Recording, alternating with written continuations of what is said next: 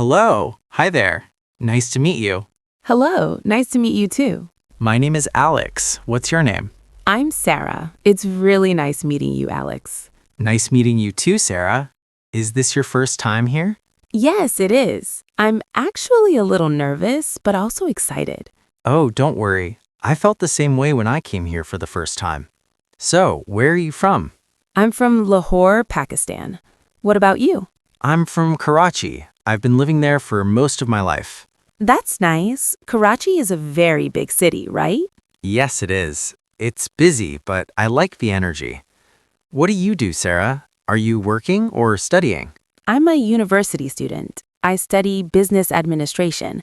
I'm also learning English to improve my speaking skills. That's great. English is very important, especially for communication and confidence. How long have you been learning English? I've been learning English for a few years, but I didn't practice speaking much before. Now I'm trying to speak English every day. That's the best way to learn. Practice makes everything easier. I also practice English